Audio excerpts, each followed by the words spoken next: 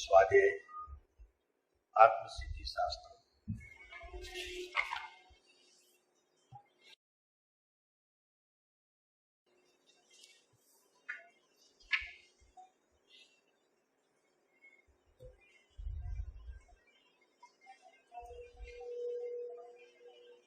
બાવીસ અને 23 ગાથા.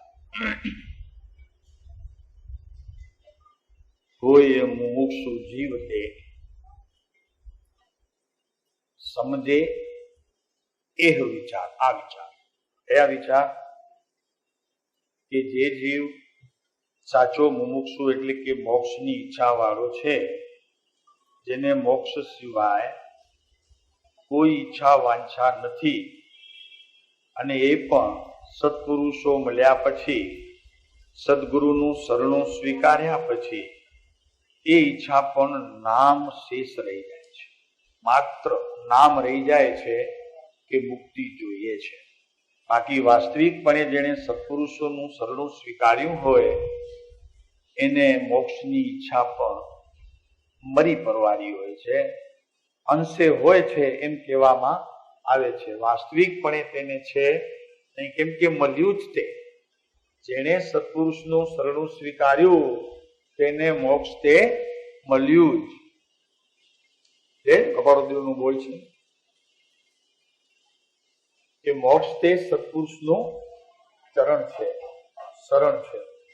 ત્યાં મોક્ષ નથી, મોક્ષ અહીં છે, અને તે સત્પુરુષોના ચરણથી શરણથી મળે છે. તો એવો કોઈ મુમુક્ષુ જીવ હોય.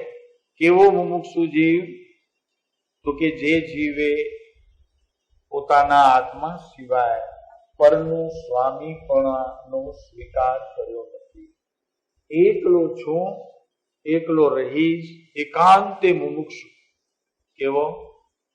પ્રવચન સારની અંદર કેવું કહ્યું છે? એકાંત મુમુક્ષુ. રાગથી સહિત છું ત્યારે પણ એકાંત મુમુક્ષુ છું. રાગથી રહિત થઈશ, સત્પુરુષોનું શરણું સ્વીકારીશ ત્યારે પણ હું એકાંત મુમુક્ષુ છું. તારામાં રાગ નથી એમ સત્પુરુષોનું શરણું સ્વીકારવું એવો પણ મને કોઈ પ્રકાર નથી. એટલે ત્યાં પ્રવચન સારની અંદર ભગવાન કુંદકુંદાચાર્ય એમ કહ્યું કે એકાંત મુમુક્ષુ છું. એવો એકાંત મુમુક્ષુ પરનું સ્વામીપણું સ્વીકારે નહીં. પોતાનો આત્મા તે સ્વામી અને એનો તે પોતે શિષ્ય. અને જે કંઈ પણ દિવસ દરમિયાન રાગના, દ્વેષના કે કસાયોના પરિણામ થાય છે, તો એ પરિણામનો કર્તા પોતે નથી એવો સાચો મુમુક્ષુ માને છે, અને પોતે તેનાથી ન્યારો રહી જવાનો પ્રયત્ન પણ કરે છે, અને તેમ બની શકે છે. કેમ કે પરિણામનો કર્તા પરિણામ છે, પરિણામનો કર્તા આત્મદ્રવ્ય નથી એવું પણ તેને લક્ષ્યમાં છે. અને દેહ સંબંધીનો કોઈ જરીએ ખેદ નથી, વિષાદ નથી, અને પ્રત્યેક પોતાની જ્ઞાનની અવસ્થામાં તે દેહને ભૂલવા સંબંધીનો એનો પ્રયોગ ચાલુ છે.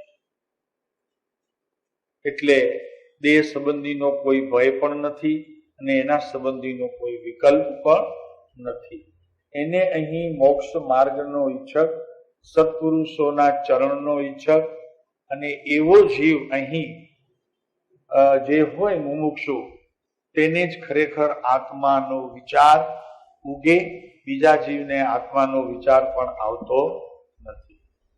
ભલેને ગમે તેટલી ક્રિયામાં રખતો હોય તો પણ આત્માનો વિચાર એને આવે કે જેને આવા પરના સ્વામીપણાના અસ્વીકાર પરિણામનો કર્તા છે, હું એનો માત્ર સાક્ષી છું, દેહાદી સંબંધીનો કોઈ વિકલ્પ નથી વગેરે.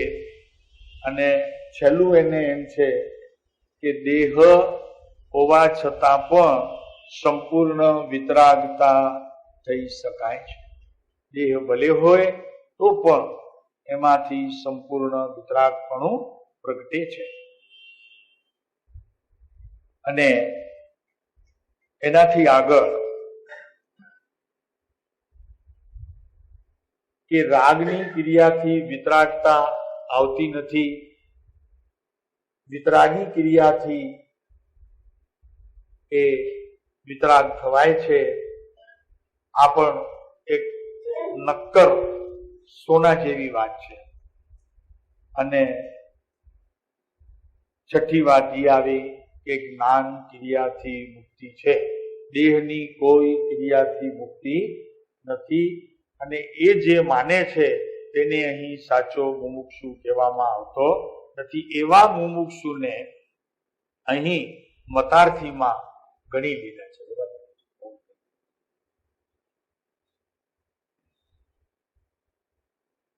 અને પોતાની વર્તમાન જે અવસ્થા છે એ અવસ્થાનો વિશેષ લક્ષ્ય ન કરતા એનું માત્ર જ્ઞાન રાખી અને પોતે ત્રિકાળી આત્મદ્રવ્યને જ નિરંતર સેવે છે, એની જ સેવા કરે છે અને એને જ લક્ષ્યમાં લે છે. આ બધા આત્માર્થીના લક્ષણ છે. અને એવો જે મુમુક્ષુ તેને અહીં આત્મા સંબંધીનો વિચાર આવે અને વિચાર આવ્યા પછી એને તે ભાવ ક્રિયા દ્વારા અને જ્ઞાન ક્રિયાના સહકાર દ્વારા એ પોતાના આત્મા સુધી પહોંચી વળે છે. તો એની અહીં વાત આપણે કરતા હતા. આપણે એક બોલ રહી ગયો તો, બે બોલ, કે જેને ધ્રુવ દ્રષ્ટિ જ લક્ષ્યમાં છે. આત્મદ્રવ્ય જે છે એ જ દ્રષ્ટિ જેને લક્ષ્યમાં લીધી છે. હું આત્મા છું એવો વિકલ્પ પણ જ્ઞાનની અંદર હોય છે, પણ શ્રદ્ધાની અંદર એવા વિકલ્પનો પણ તેને અભાવ હોય છે.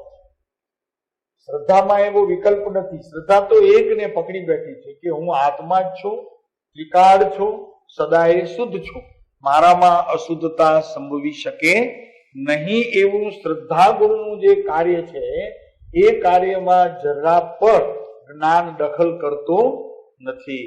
અને ભેદ અવસ્થાએ જ્ઞાન સવિકલ્પ ભૂમિકામાં રહીને વર્તમાન પર્યાયને પણ જુએ છે, એનો પણ નિર્ણય રાખે છે. અને ત્રિકાળી જે ધ્રુવ તત્વ છે એનો પણ તે યથાર્થ નિર્ણય રાખે છે. આ બધું જ્ઞાનનું કાર્ય છે.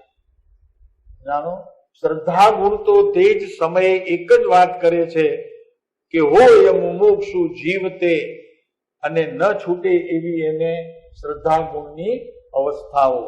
જ્ઞાનની રમણતા હોય પણ શ્રદ્ધામાં તો આ જ પકડ હોય છે. એવો કોઈ પણ ધ્રુવ દ્રષ્ટિ વાળો જે જીવ છે તેને અહીં સાચો મુમુક્ષુ કહેવામાં આવે છે. 10મો બોલ એમ આવ્યો કે એકલી આત્માની શુદ્ધતા એ જ ખરેખર ઉપાય છે. જેને મુક્તિ જોઈએ છે એને ન તો સંયમ ઉપાય છે, ન તો વ્રત જપ જાપ ઉપાય છે, ને યાત્રા ઉપાય છે. એ બધા વિકલ્પ છે. નિર્વિકલ્પ તો એક જ દ્રષ્ટિ છે કે જે દ્રષ્ટિની અંદર પોતે પોતાના શુદ્ધ આત્માને ઉપાયપણે અને ઉપેય નામ પ્રાપ્તપણે જાણે છે. જેની વાત અઘરી છે. આમ કરવાથી કઈ આવશે નહીં, આમ કરવાથી કઈ મળે નહીં. શું આવ્યું એમાં? ઉપાય એક જ છે. ત્રિકાળી ધ્રુવ દ્રષ્ટિ આત્મા પર જામી રહો, એનો ઉપાય. કોનો? સાચા મુમુક્ષુ થવાનો. શ્રાવક. મુમુક્ષુ એટલે શ્રાવક. પેલા વ્રત જપ તપ કરે એ શ્રાવક નહીં. તો શીરા વાટે શ્રાવક. સાચો શ્રાવક ઈ છે કે મોહાશક્તિથી મૂંઝાય, એને મૂંઝારો થવો જોઈએ. મોહની સ્થિતિ અને આસક્તિની સ્થિતિ, એ બંને સ્થિતિમાં એને પહેલા મૂંઝારો થવો જોઈએ, અને પછી એને મૂંઝારો ટળતા જ્યાં મોહ છે ત્યાં પોતે નથી, અને જ્યાં પોતે છે ત્યાં મોહ, જ્યાં આસક્તિ છે ત્યાં પોતે નથી, અને જ્યાં પોતે છે ત્યાં આસક્તિ નથી. એવી રીતે મોહાશક્તિથી જે મૂંઝાતો નથી એમ કરીને પછીથી બોલ્યું, એને અહીં મુમુક્ષુ કહેવામાં આવે છે. તો એ મુમુક્ષુ ખરેખર આ આત્માનો વિચાર પણ સમજે, એને મુક્તિની વાત પણ ગમે, ત્યાગની વાત પણ ગમે, ઉપાદાન જાગૃતિની વાત પણ ગમે, એનો અભ્યાસ કરવાની ઈચ્છા પણ થાય. જ્યારે પણ નવરો પડે ત્યારે તે અભ્યાસ તરફ દોટ મૂકે, જરાવાર પણ પોતાનો સમય વેડફે નહીં. આ બધા મુમુક્ષુના લક્ષણ છે. વાતો એ વળગે, નવરો પડે એટલે ટીવી જુએ, નવરો પડે એટલે કઈ ફોન કરીને કોકને બોલાવે. શું રામજીભાઈ, એની વાત નથી. હોય મુમુક્ષુ જીવ તે સમજે આ વિચાર. ત્યાં સુધી તો વાતો છે હજી બધી. એક અડધો કલાક પણ જો ટીવી જોતો હોય તો એ અડધો કલાકનો આખો જે દિવસ 24 કલાક સંબંધીનો એને આત્મા સંબંધીનો જે વિચાર કરેલો છે એ વિચાર બધો અડધો કલાકની અંદર ધોવાઈ જાય છે. શું કરવું? ટીવી નહીં જોવાનું? નહીં જોવાનું પ્રભુ. જેને આત્મા જોઈતો હોય તેને ટીવી નહીં જોવાનું, એને ગમે નહીં. ન જોવાનું એટલે એને ગમે જ નહીં, એને ઈચ્છા જ ન થાય તે તરફ દ્રષ્ટિ કરવાની. અને જો ઈચ્છા થઈ છે તો સમજવો કે તેને મોક્ષની ઈચ્છા નથી. આકરી છે વાત. કઈ સહેજે એવી રીતે નથી કે બધી હવે થોડુંક કઈક સાંભળી લીધું અને થઈ ગયો પોતે મુમુક્ષુ અને આવી ગયો કૃપાળુદેવના કે જ્ઞાનના માર્ગમાં કે વિતરાગના માર્ગમાં. એમ છે નહીં. આ બધી મિથ્યા માન્યતાઓ અત્યારે છોડવા જેવી છે. એનાથી છૂટીને એક જ બસ, એટલે અહીંયા કે છે કે શુદ્ધાત્મા જ ઉપાય છે. જેને આત્મા જોઈતો હોય તેને એકલો શુદ્ધાત્મા જ ઉપાદે છે. શ્રવણ વખતે પણ શુદ્ધાત્મા ઉપાદે છે. શાસ્ત્રના અધ્યયન વખતે પણ શુદ્ધાત્મા ઉપાદે છે. ક્રિયા અને પૂજા કે સત્કાર ભગવાનનો કરતી વખતે પણ ઉપાદે તો શુદ્ધાત્મા જ છે. આવી દ્રઢતા શ્રદ્ધા ગુણની જ્યાં સુધી પોતાના દ્રવ્યમાં પરિણમે નહીં ત્યાં સુધી તેને મુમુક્ષુ કેવો કે કેમ મોટો પ્રશ્ન છે. સંતોષાઈ જાય, 2 કલાક વાંચન કરે વચનામૃતમાંથી, ના પાડે છે, એ મુમુક્ષુ નહીં.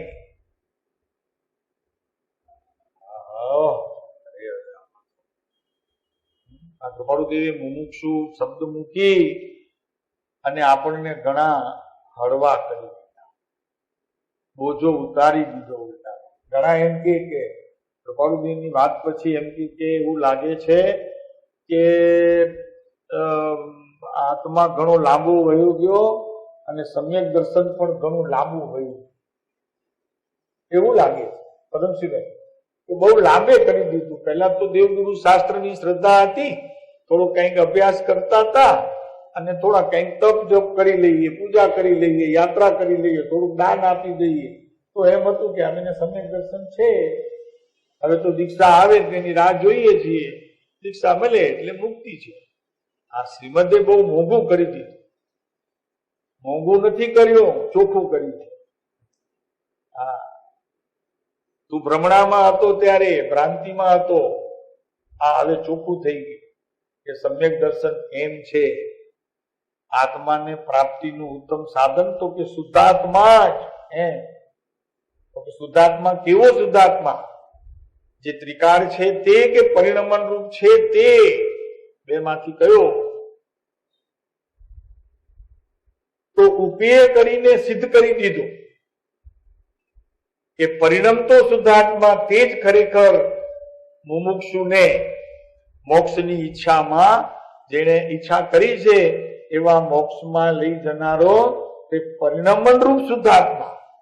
એ તો અપરિણામી છે ને, તો કે અપરિણામી પણ છે અને પરિણામી પણ છે. જરી અઘરું પડે ભલા આ આત્મસિદ્ધિ છે. અહીંયા તો એવી વાત છે કે આત્મસિદ્ધિ બોલે ને એને નરકના ભાવ હોય પડી ગયા હોય તો તૂટી જાય છે. હા, એની સંક્રમણા થઈ જાય એવી આ આત્મસિદ્ધિ છે. જ્યારે એને યથાર્થપણે સમજવામાં આવે તો શું આવે? આનંદ આવે. એક વખત આત્મસિદ્ધિનો પાઠ કરે તો આખા દિવસમાં આનંદ આનંદ આનંદ આનંદ આનંદ છવાઈ જાય પોતાના આત્મામાં. અને ઘરનું વાતાવરણ એટલું શુદ્ધ થઈ જાય કે કોઈ કોઈની સાથે ઝઘડે નહીં, મતભેદ પડે નહીં, વિચારોનું કઈ વંટોળ ન ઉભો થાય. અને દ્રષ્ટિ જ્યાં એકબીજાની ઘરવાળા સાથે મળે ત્યાં તો હેતની હેલી વરસે. થાય છે એવું? આત્મસિદ્ધિ તો રોજ કરો છો, પણ એવું થાય એવું જેમાં માત્ર બોલવાથી જો એનો આટલો લાભ છે, પણ જેને અંતરમાં ઉતારીએ તો કેટલો લાભ? એ આત્મસિદ્ધિ છે. કેટલો લાભ? તો કે ઢગલા. તો કે બહારથી આવ્યા, આત્મસિદ્ધિથી આવ્યા, તો કે જે આત્મસિદ્ધિથી આવ્યા હોય એવા આ પુણ્યના ઢગલા માનતો હોય તેને અહીં શુદ્ધાત્મા અપરિણામી થઈ કરી અને એને લાભનું કારણ થતું નથી. ધીરેથી સમજવું પડે. શું કીધું આમાં? કઈ સમજાણું નહીં? શું નવું થાય? શ્રદ્ધા ગુણની અંદર તો અપરિણામી એવું આ આત્મદ્રવ્ય શુદ્ધાત્મા પણ રહેલો છે. પરિણામની અંદર જરા પણ પોતાના વિકલ્પનો જ્યાં જ્ઞાને સ્વીકાર કર્યો ત્યાં શ્રદ્ધા ઢીલી પડી જાય છે. ત્યારે આ ખાલી આત્મસિદ્ધિ સૌભાગભાઈના હાથમાં આવી અને તે દિવસથી એમણે સમાધિ મરણના પગરવ શરૂ થઈ ગયા. સૌભાગ બાપા આ આત્મસિદ્ધિ જેવી હાથમાં આવીને અને કંઠસ્થ કરવાનું શરૂ કરી દીધું એટલા માટે કે ગમે તેવી સ્થિતિમાં હોઈએ, વાંચવાનું ન ગમે, ક્યારેક આંખ કામ ન કરે, ક્યારેક ચિત્ત કામ ન કરે, તો પણ એકાગ્ર ચિત્તથી આ બધું થઈ શકે. કંઠસ્થ કરતા ગયા અને સમાધિ મરણની નજીક જતા ગયા. અને ત્યારે મગના બે ભાગની જેમ આ દેહ છે, આ આત્મા છે, આ જ્ઞાન છે, આ રાગ છે.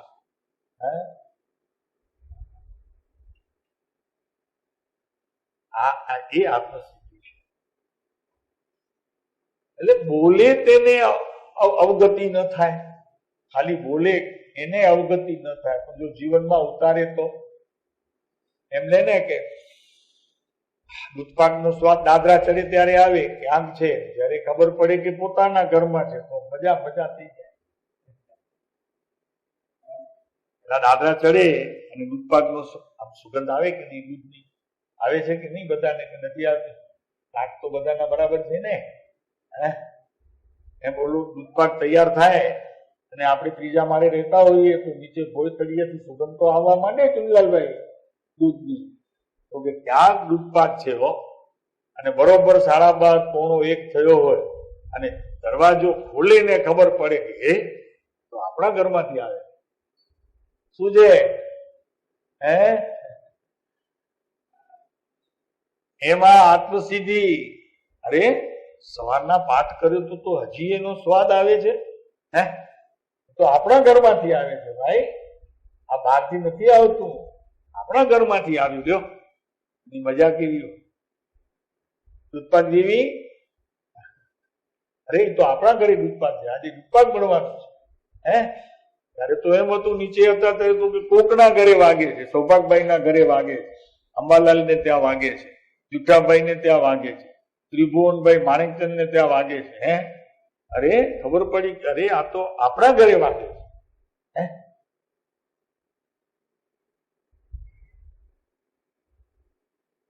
એવી જયારે આત્મસિદ્ધિ પોતાના જ્ઞાનની અંદર રણકાર રૂપે રહે અને શ્રદ્ધા ગુણને જયારે સાથે રાખે ત્યારે ખરેખર એ શુદ્ધાત્મા જ ઉપાય છે અને શુદ્ધાત્મા જ તે ઉપેય છે. ખાલી બોલે તોય પુણ્યના ઢગલા, જીવનમાં ઉતરે તો કેવું, નાકથી ખાઈ લે તો પણ મજા પડી જાય એને. બીજી સુગંધ આવે તો નાકે આમ રૂમાલ, દૂધપાકની આવે તો આમ ધરે, આમ ન કરે, દૂધપાકની લેવા દે, આમ કરીને લેવા દે. નીચેથી આવતો હોય તો 2 માળા ચડે ત્યાં સુધી લેવા દે, નાકે આપ ન રાખે. એમ અહીંયા આત્મસિદ્ધિ છે. આવશે હમણાં વંદના 8 તારીખે, સવારનો પ્રોગ્રામ છે. એકે ગાથાની વંદના. શાસ્ત્ર તો ઘણા છે, ઘણા શાસ્ત્ર છે, પણ બધા કોઈ માગદીમાં છે, કોઈ અર્ધ માગદીમાં છે, કોઈ સંસ્કૃતમાં છે, જેનો આપણને અત્યારે અભ્યાસ ન હોય. ત્યારે આ તો આપણો પોતાની ભાષામાં, આપણી પોતાની ભાષામાં, કે જે ભાષાથી આપણે દિવસ ઉગે અને રાત્રે સૂઈએ ત્યાં સુધી જે ભાષાનો આપણને પરિચય છે, એ ભાષાની અંદર આ આખું શાસ્ત્ર જ્યારે આપણી સામે આવે, બાપુ એનો આનંદ કેટલો.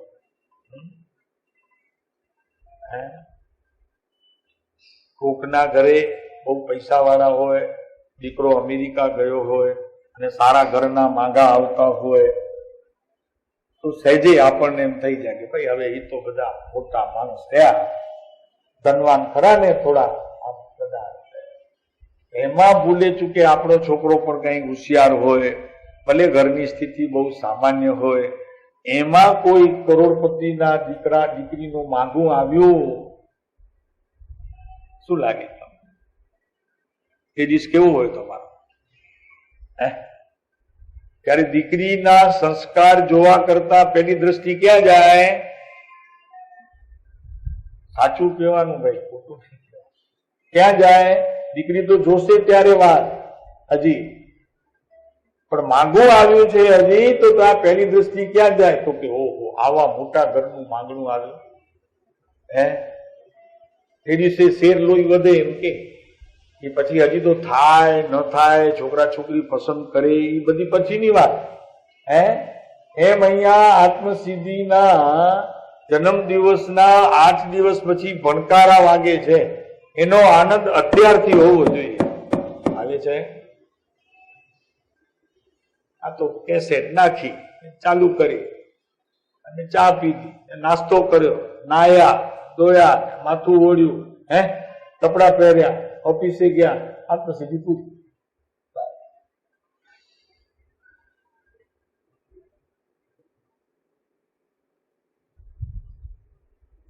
મજા આવે કે નહીં? કરોડપતિની દીકરીનું માગવું આવે અત્યારે ભરતભાઈ આપણા ભલામાં થાય ને કે આપણા ખાલી આવ્યું છે, હો હજી થશે ત્યારની વાત, ખાલી એમ આવ્યું છે, હજી તો વાત આવી છે ખાલી, એમ આપણને આનંદ થઈ ગયા.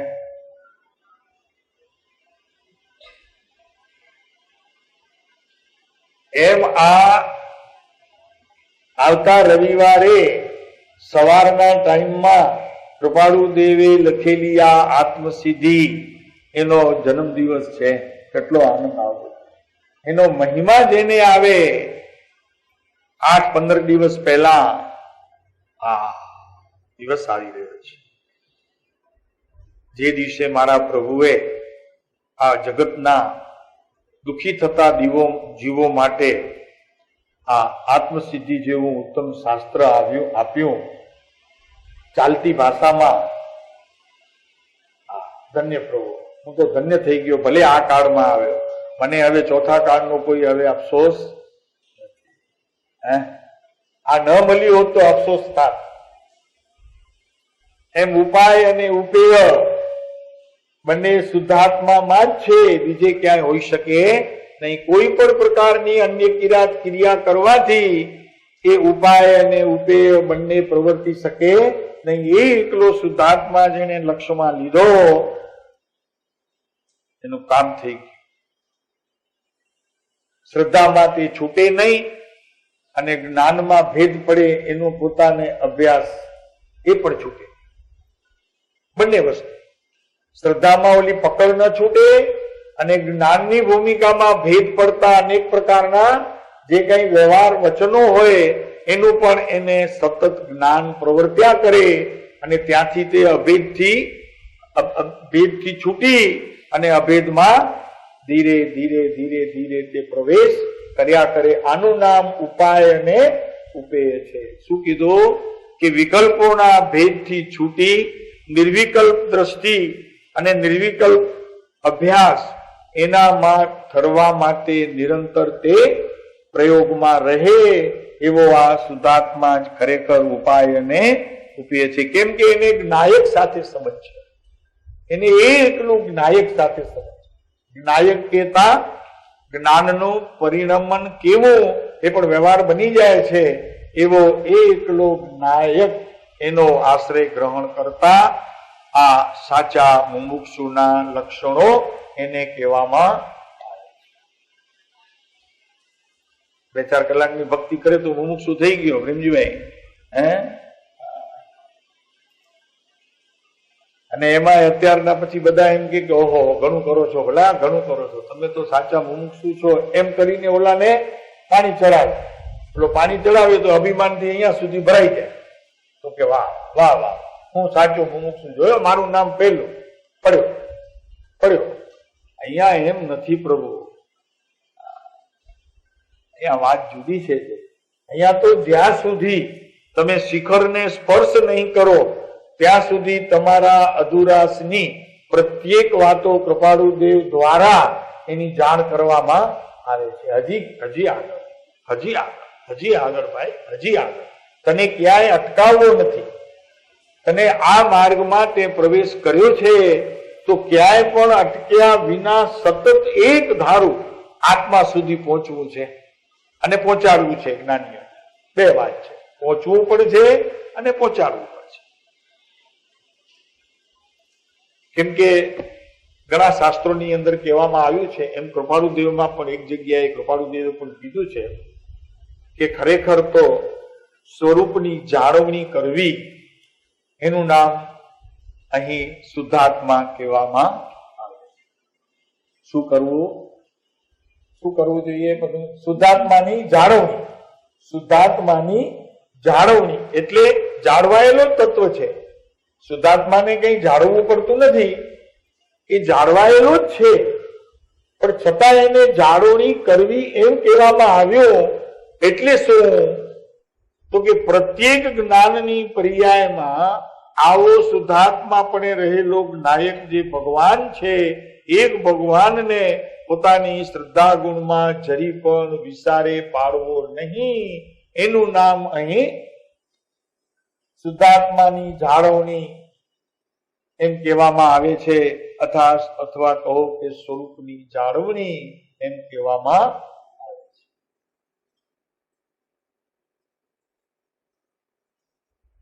જેમ જાળવે છે સેફ ડિપોઝિટમાં બધાના પોતાના દાગીના નથી જાળવતો, લિસ્ટ પોતાની પાસે રાખે, તેમાં વળી ઇન્કમ ટેક્સની ભેટ ન પડે એના માટે વળી કાગળિયા ક્યાંક બીજે રાખે. કેટલી જાળવણી કરે છે.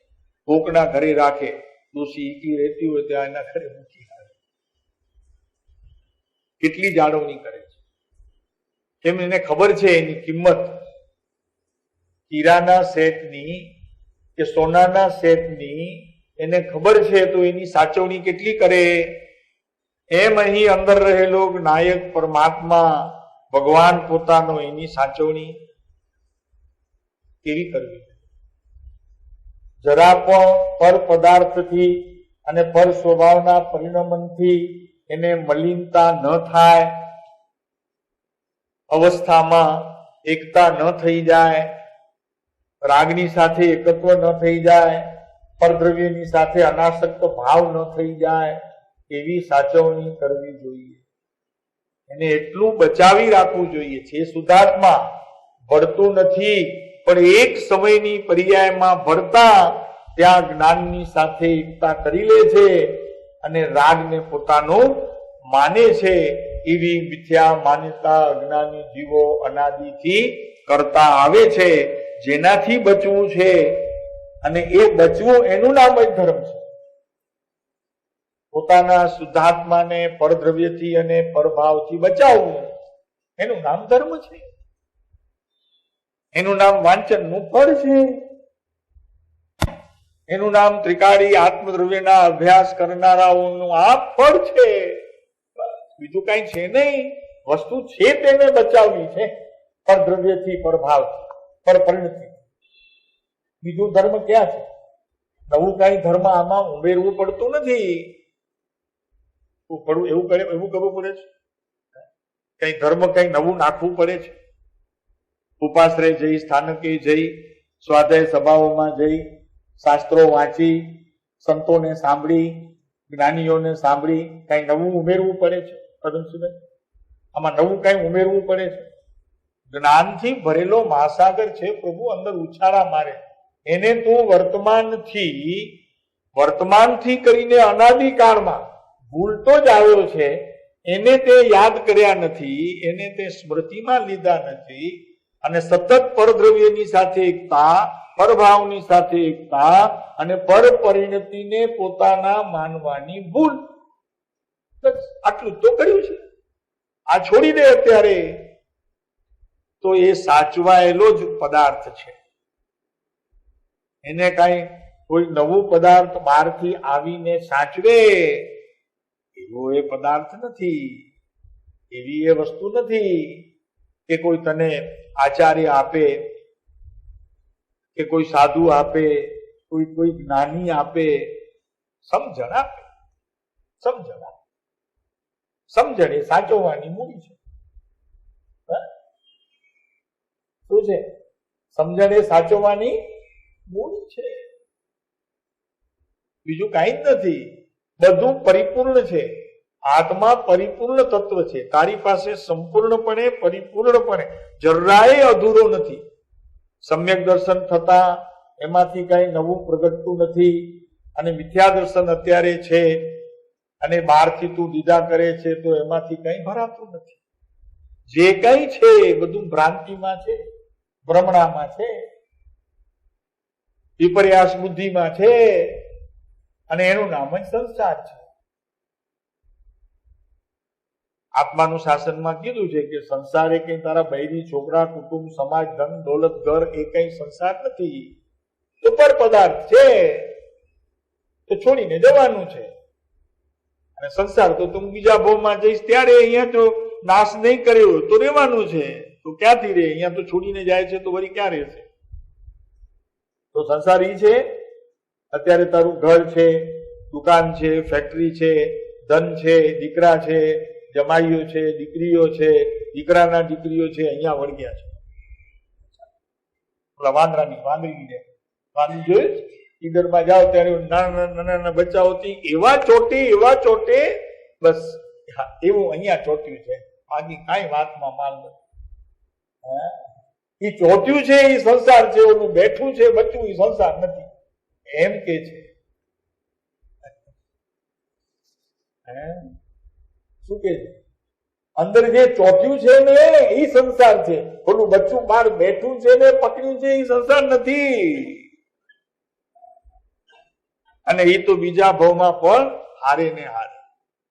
એમ એ તો અભિપ્રાય છે ને, મારા એ મારાપણાનો જે અભિપ્રાય છે એ સંસાર અનાદિ અનંત કાળ.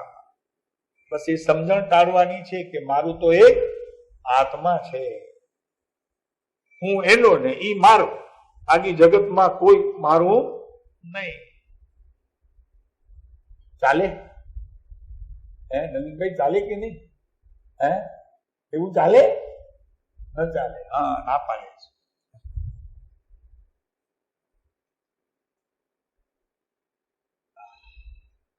તો હોય મુમુક્ષુ જીવતે સમજે એહ વિચાર. આ વિચાર ત્યારે આવે, સમજે આ વિચાર, હવે એ વિચાર, આ વિચાર હોય મતારથી જીવતે અવળો લે. આનાથી ઉલટું બધું. ક્રિયા કરો મુક્તિ થશે, તપ કરો મુક્તિ થશે, સંયમ લઈ લો મુક્તિ થશે, દીક્ષા લઈ લો મુક્તિ થશે. નહીં થાય, નહીં થાય. દીક્ષામાં મુક્તિ નથી, સંયમમાં મુક્તિ નથી, આત્માના શુદ્ધ પરિણતિમાં મુક્તિ છે. ત્યાં પડ્યું છે સ્વભાવનો આખો જ્યાં પડ્યું છે સમુદ્ર, એ સમુદ્રમાં તું સ્નાન કરે, તે સંયમ સ્નાન કરે એમ નહીં, એ તો ભેદ અવસ્થા છે. આ લક્ષ્યમાં શ્રદ્ધા ગુણની પર્યાયમાં સતત હોવું જોઈએ. એ જો નથી તો એને આત્મસિદ્ધિ બોલે બસ એટલું લાભ છે કે એને અવગતિ તૂટશે. એ વાત નથી. કેમ કે કોઈ પણ ક્રિયા અફળ હોઈ શકે નહીં. સફળ છે, તું કરીશ, આત્મસિદ્ધિને રોજ યાદ કરીશ તો લાભ તો આપશે એનો. પણ જેણે એ આત્મસિદ્ધિના રસને માણ્યો નહીં, એ આત્મસિદ્ધિના કહેલા રસા સ્વાદને એને સમજ્યો નહીં,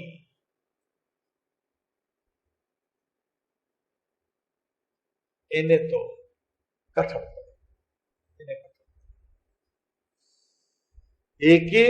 એક વાક્ય શાસ્ત્રનું જેમ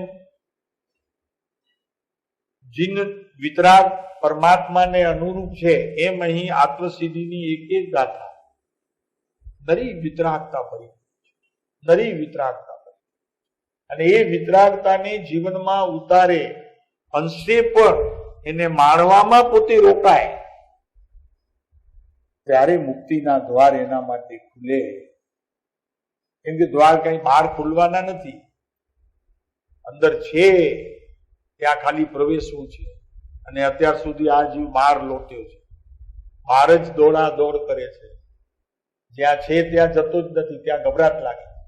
મારું બધું છૂટી જશે તો બધું, દીકરા છૂટી જશે, એના પ્રત્યેની મોહ છૂટી જશે, ધન છૂટી જશે, એના પ્રત્યેની આસક્તિ છૂટી જશે.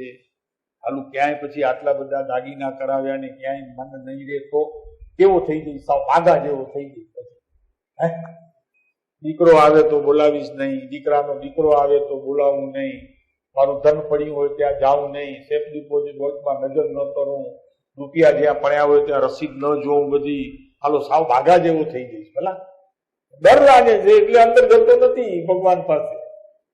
હા, ભગવાનને મળવાની ચેષ્ટાઓ કરે, પણ ભગવાન બોલાવે ત્યારે જાય નહીં. ભગવાન કે આવ વાંધો નહીં, તું બહાર જે છે તારી પાસે ધન એના કરતા મારી પાસે ઘણું છે, પણ એક વખત તું આવતો ખરો. તો કે સાહેબ ઉભા રહ્યો, પેલા તમે તમારું બતાવો. તો કે આવ્યા વગર બતાવાય એવું નથી. કે આવ, તો કે પેલા બતાવ. તો કે તું અંદર આવે તો તું જુએ, બહાર કઈ લવાય એવો નથી. મરી ગયા. હવે કેમ કરું પ્રેમજીભાઈ? તો કે બહાર ઠીક છે, બધું આ જોવું કરવું જરા મજા પડે. એ સજા છે, મજા નથી. અંદર આવ કે છે. તો સાહેબ અલીબાબા ને 40 ચોર જેવું નહીં થાય, ખુલજા સિંહ પછી હું આવું અંદર ને તમે કયો દરવાજો બંધ, તો મારા બાયડી છોકરા કુટુંબ ઘર બધું થઈ જાય. તમે દરવાજો બંધ કરી દો, પછી ખુલે ક્યારે? હું એમને મળું ક્યારે? તો કે સાહેબ એટલી તો રજા આપો કે અંદર મેં જે જોયું છે તો બહાર કહેવા માટે તો ખાલી થોડીક વાર તો દરવાજો ખુલજો. તો કે દરવાજો ખુલ્લો જ છે, બંધ કરતા નથી. ખાલી તારી અંદર જે રાગની પરિણતિ હતી અને એવા જે મિશ્ર ભાવને, ધર્મના ને કર્મના બે મિશ્ર ભાવોને તું રાખતો હતો, એ દરવાજો જ અમે બંધ કર્યો છે. બાકી બધું ખુલ્લું છે, બહાર જવાની તને છૂટ છે. હા, પણ એક વખત અંદર આવી ગયા પછી પહેલો જ વાંધો જાય જ નહીં, જાય જ નહીં. નહીં સાહેબ, પહેલા બતાવો કઈ છે કે નહીં ખબર નથી પડતી. એમ શ્રદ્ધા ગુણમાં હજી ઘણી ખામી છે. જ્ઞાનીઓ જયારે કે એવું તે શું છે કે જીવ સંસારમાં રહેવા માંગે છે, હવે આ વાત છે તો જ્ઞાનીઓ એમ કે છે કે કાંઈ નથી ભાઈ, બહાર કાંઈ જ નથી, બધી મજા અંદર છે, આવો એક વખત ખબર પડે તો આવતો ખરો અને બતાવો. શ્રદ્ધા નથી આવતી.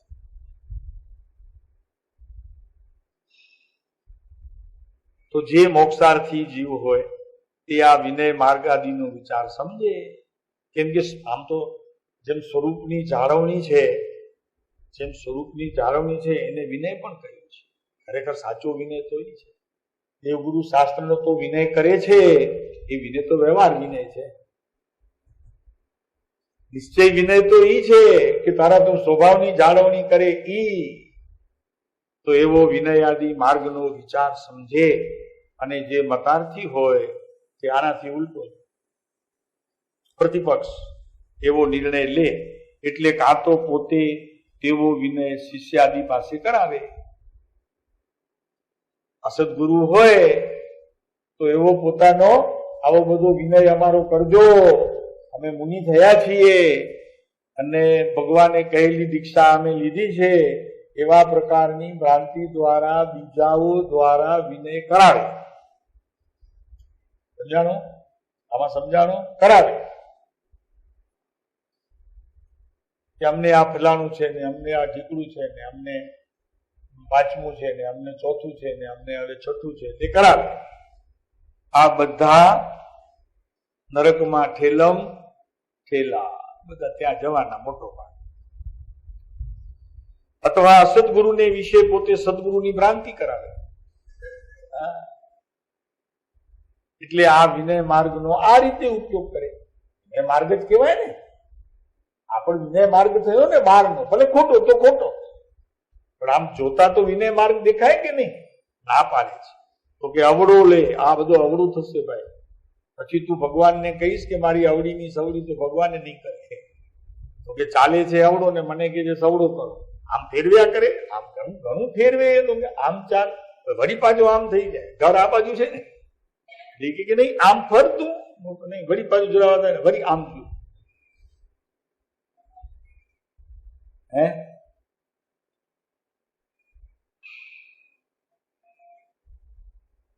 કોઈ મતાર્થી તેહને થાય એના આત્મલક્ષ.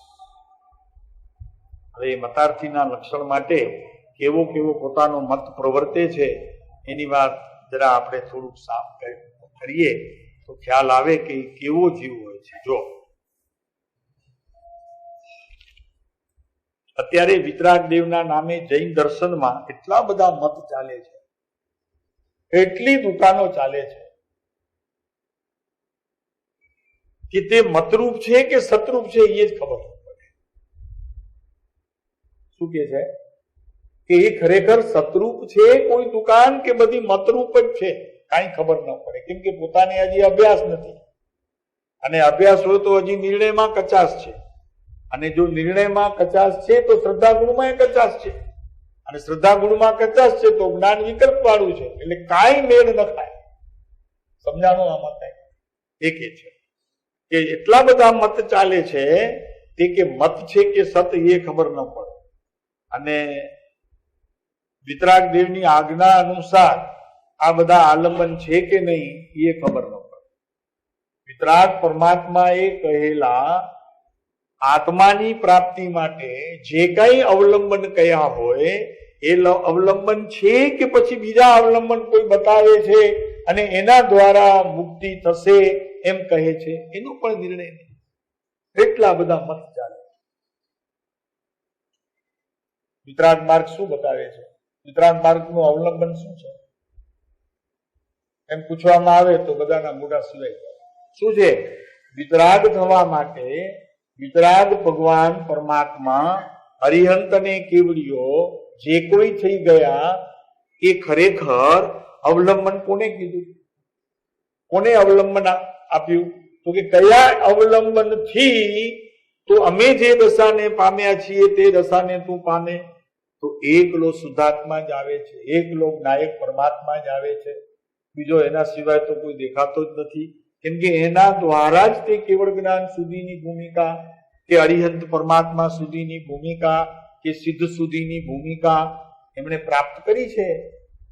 તો વિતરાગ થવું હોય તો વિતરાગી પર્યાયને અનુસરવું જોઈએ, અને વિતરાગી પર્યાયને અનુસરવા માટે શુદ્ધાત્માની શ્રદ્ધા હોવી જોઈએ, અને શુદ્ધાત્માની શ્રદ્ધા માટે જ્ઞાનનો સમ્યકપણો નિર્ણય હોવો જોઈએ, અને જ્ઞાનના સમ્યક નિર્ણય માટે એવી દુકાન પકડવી જોઈએ કે જ્યાં એકલી શુદ્ધાત્માની વાતો હોય, ભેળસેળ વાળી ક્યાં વાત ન હોય, આને પકડો તો કામ થશે, આને પકડો તો કામ થશે, એવી વાત જ્યાં ન હોય ત્યાં જ ખરેખર પોતાના શુદ્ધાત્માની યથાર્થ સમજણ આવતા એ વિતરાગ સુધી પહોંચી શકાય છે.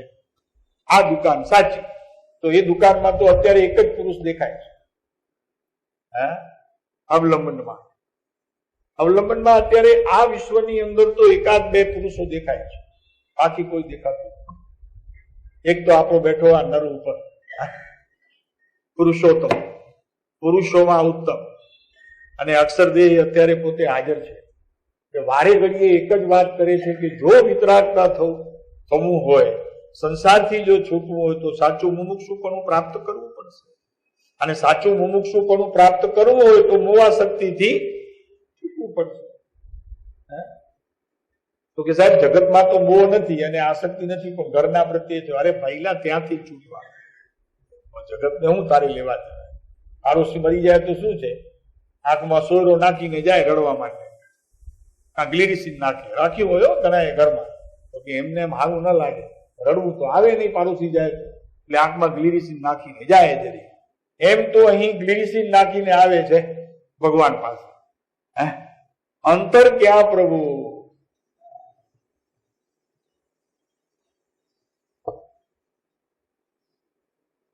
એ દુકાનો શોધવાથી મળે એમ છે.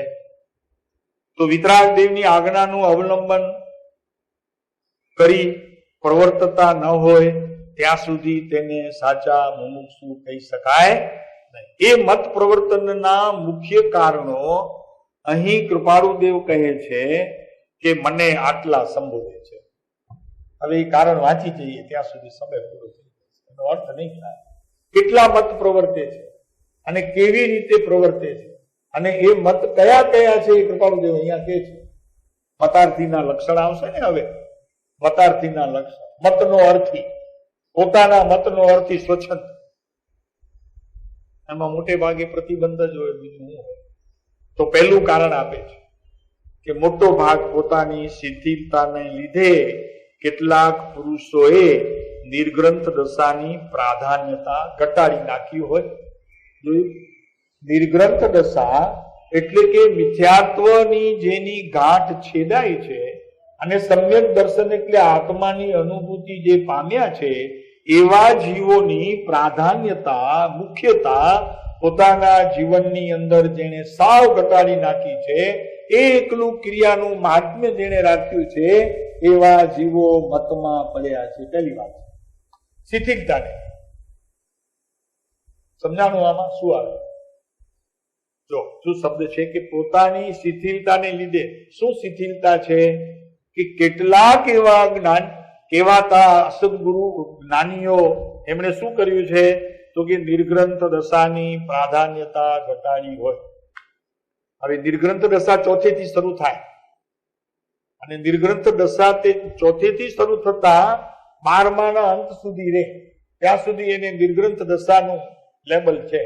હવે એની પ્રાધાન્યતા જ ઘટાડી નાખી, એનું કોઈ વાત જ ન કરતું.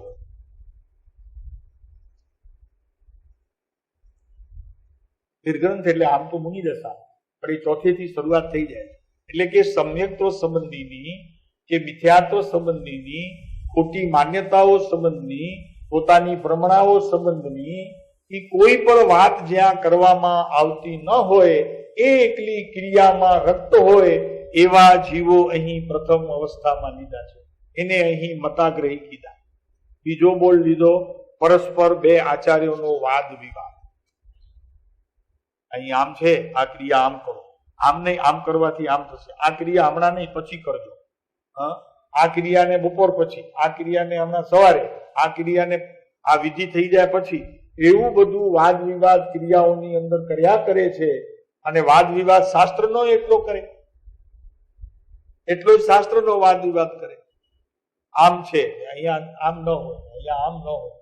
પણ ક્યાં હે નિર્ગ્રંથ દશા હોતી નથી. આત્મજ્ઞાન વિનાની આ મિથ્યાત્વોની સભાની અંદર એકલો વાદ વિવાદ ત્યાં જ હોય, બીજી જગ્યાએ વાદ વિવાદ હોતો નથી. જ્યાં જ્ઞાન હોય ત્યાં વાદ વિવાદ હોઈ શકે નહીં, અજ્ઞાન હોય ત્યાં જ વાદ વિવાદ હોઈ શકે. માટે અજ્ઞાનીઓએ આ વાદ વિવાદને ધર્મ સમજી કરી અને માત્ર આગળ પાછળ કરી અને એને પ્રાધાન્યતા આપી હોય એ અહીં બીજો પ્રકાર લીધો. ત્રીજો પ્રકાર કૃપાળુદેવે કીધો, મતના સ્થાપના વાળાને મતાર્થી માને, મોહનીય કર્મનો ઉદય અને તે રૂપે પ્રવર્તન થઈ જાવ. મોહનીયનો બહુ ઉદય હોય, પણ મોહનીયને યથાર્થપણે સમજી શક્યા ન હોય કે આ મોહ શેના લીધે છે, તો એ રીતે ઉદયમાં હોય અને એ રીતે પ્રવર્તન થઈ જાય. કેમ કે જ્ઞાન દ્વારા મોહને કેવી રીતે એનું મુખ ફેરવી લેવાય છે, કેવી રીતે એને વારી લેવાય છે મોહને, એની ખબર ન હોતા એને તે આધીન થઈ જાય છે અને મોહનું પરિણમન થઈ જાય છે. કેવી રીતે થઈ જાય? વાડામાં હોય, ગચ્છમાં હોય, પોતાના શિષ્ય પ્રત્યે એને મોહ છે કે સંઘ પ્રત્યે મોહ છે કે નહીં? આપણો સંઘ નથી ચંદ્રકાંતભાઈ, આ આપણા વાળા, આ આપણું ગ્રુપ, આ આપણો ઉપાશ્રય, આ આપણો શિષ્ય, મોહ છે. અને એ મોટે ભાગે જે પોતાના મતની પકડ હોય ને એવા જીવોને રહી જાય, એ બધા અહીંયા મતાર્થીમાં લક્ષણમાં લઈ લીધા. ચોથો બોલ લીધો, ખાલી થોડુંક જોઈ જઈએ છીએ. ગ્રહાયા પછી તે વાતનો માર્ગ મળતો હોય તો પણ દુર્લભ બોધીપણાને લીધે ન ગ્રહવો. એવી જીવની સ્થિતિ હોય, એને વાત સમજાય જ નહીં. એવા પૂર્વના કોઈ એને એવા કર્મ કર્યા હોય કે જેથી કરીને જ્ઞાનીની વાતની માન્યતા પોતાના જ્ઞાનમાં ઉતરતી જ ન હોય. છે કે નહીં? એવા પકડવાળા જીવ તમે તેટલું કયો, તમે આત્માની વાત કયો, જ્ઞાનીઓની વાત કરો, નહીં સમજે. અત્યારે મોટો ભાગ કૃપાળુદેવનો વિરોધ કરે છે, એના મૂળમાં શું છે? તો કે 12માં દીક્ષા નહોતી, દેખાય ને ઓલી, પણ અંદરનું જ્ઞાન નથી દેખાતું. એ શું કારણ છે? કે પૂર્વે દુર્લભ બોધિ. સમજાણું?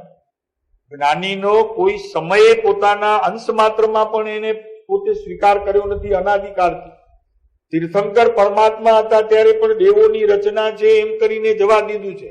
આ ભગવાન છે એવું એને પોતાના જ્ઞાનમાં લીધું નથી. કેવડીઓની વચમાં બેઠો હોય તો પણ એને કેવડીપણે સ્વીકાર કર્યો નથી. અનંત જ્ઞાનીઓ થઈ ગયા પોતાના અનંત કાળમાં, કોઈ પુરુષને એને જ્ઞાની તરીકે પોતાની શ્રદ્ધામાં એને સ્વીકાર કર્યો નથી.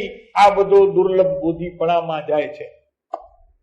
અત્યારે વર્તમાનમાં પણ જ્ઞાની હોવા છતાં અત્યારે જ્ઞાનીને જ્ઞાનીપણે સ્વીકાર ન કરવો એ પોતાનું દુર્લભ બોધિપણું છે.